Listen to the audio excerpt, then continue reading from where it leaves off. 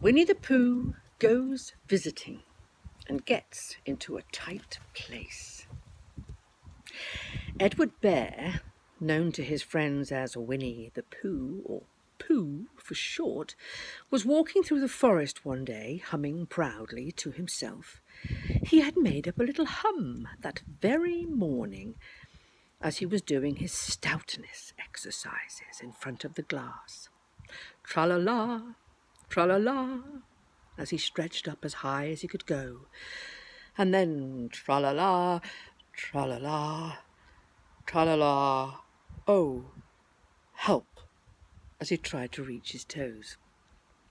After breakfast he had said it over and over to himself until he had learnt it off by heart, and now he was humming it right through properly. It went like this. Tra-la-la, tra-la-la, tra-la-la, tra-la-la, rum-tum tiddle-um-tum, tiddle-iddle, tiddle-iddle, tiddle-iddle, tiddle-iddle, rum-tum tiddle-um. Well, he was humming this hum to himself and walking gaily along, wondering what everybody else was doing and what it felt like being somebody else, when suddenly he came to a sandy bank, and in the bank was a large hole. "Aha," said Pooh, rum-tum, tiddle-tum-tum. "If I know anything about anything, that hole means rabbit," he said, "and rabbit means company. And company means food and listening to me humming and such like, rum-tum, tiddle-tum-tum." So he bent down, put his head into the hole and called out, "Is anybody at home?" There was a sudden scuffling noise from inside the hole, and then silence. "What I said was, 'Is anybody home?'" said Pooh very loudly. "No," said a voice, and then added, "You needn't shout so loud. I heard you quite well the first time."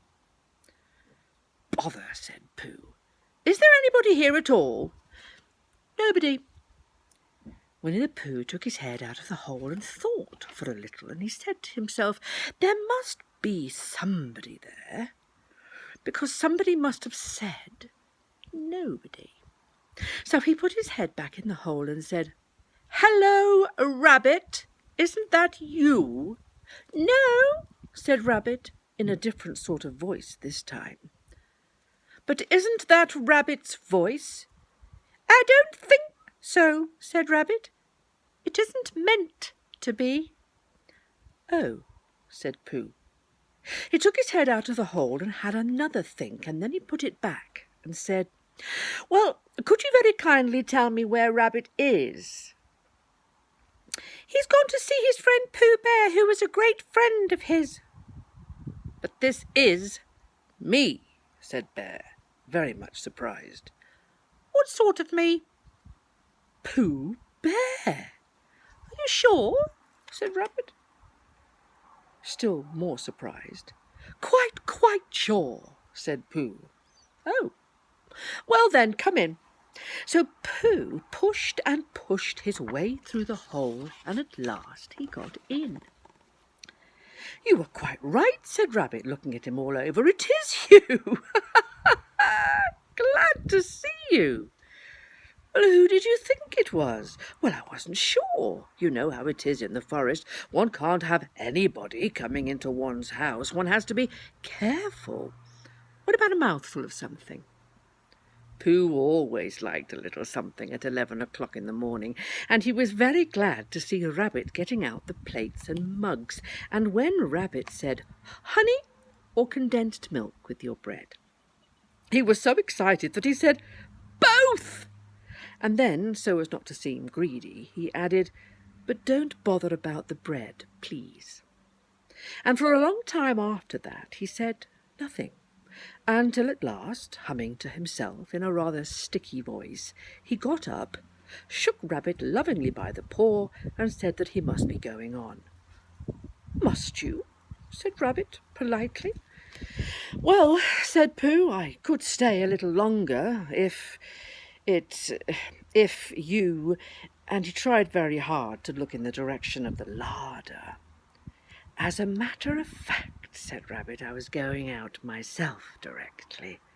"Oh, well, then I'd better be going on too," said Pooh. "Goodbye." "Well, goodbye, if you're sure you won't have any more." "Is there any more?" said Pooh quickly. Rabbit took the cover off the dishes and said, "No, there wasn't." "I thought not," said Pooh, nodding to himself. "Well, goodbye, I must be going on." So he started to climb out of the hole. He pulled with his front paws, and he pushed with his back paws, and in a little while his nose was out in the open again, and then his ears, and then his front paws, and then his shoulders, and then... "Oh, help!" said Pooh. "I'd better go back." "Oh, bother!" said Pooh. "I shall have to go on." "I can't do either," said Pooh. "Oh, help and bother." Now, by this time, Rabbit wanted to go for a walk too, and finding the front door full, he went out the back door and came around to Pooh and looked at him. "Hello. Are you stuck?" he said.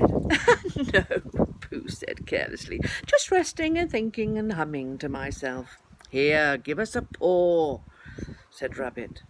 Pooh Bear stretched out a paw, and Rabbit pulled and pulled and pulled and pulled. "Ow!" cried Pooh. "You're hurting." "The fact is," said Rabbit, "you're stuck." "It all comes," said Pooh crossly, "to you not having a front door big enough." "It all comes," said Rabbit sternly, "of you eating too much." "I thought at the time," said Rabbit, "only I didn't like to say anything, that one of us was eating too much," said Rabbit, "and I knew it wasn't me." He said, well, I shall have to go and fetch Christopher Robin." Christopher Robin lived at the other end of the forest, and when he came back with Rabbit and saw the front half of Pooh, he said, "Silly old bear," in such a loving voice that everybody felt quite hopeful again. "I was just beginning to think," said Bear, "that Rabbit might never be able to use his front door again, and I should hate that," he said. "So should I," said Rabbit. "Use his front door again?" said Christopher Robin. "Of course he'll use his front door again." "Good," said Rabbit. "If we can't pull you out, Pooh, we must push you back." Rabbit scratched his whiskers thoughtfully and pointed out that when once Pooh was pushed back, he was back, and of course nobody was more glad to see Pooh than he was. Still, there it was. Some lived in trees and some lived underground, and... "You mean I'd never get out?" said Pooh.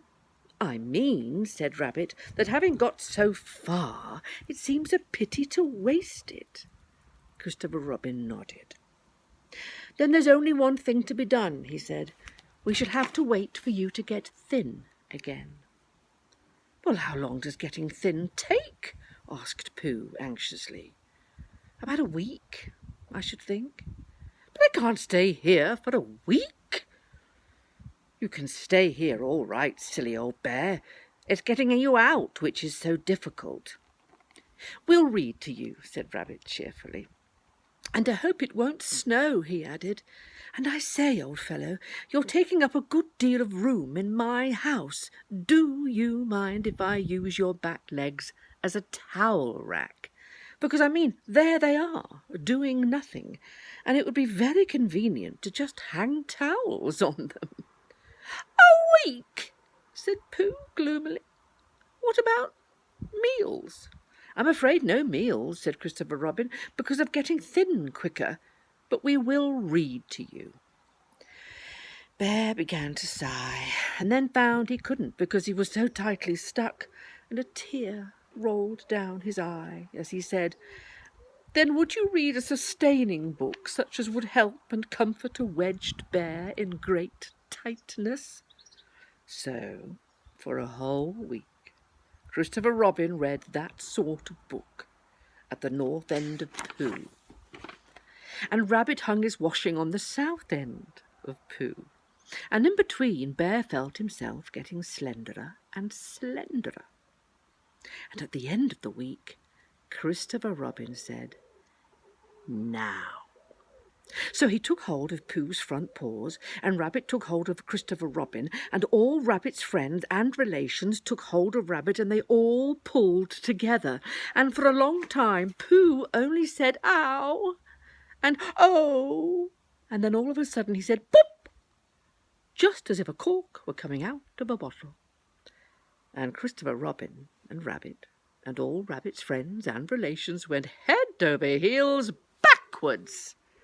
And on top of them came Winnie the Pooh, free. So, with a nod of thanks to his friends, he went on with his walk through the forest, humming proudly to himself. But Christopher Robin looked after him lovingly, and said to himself, "Silly old bear."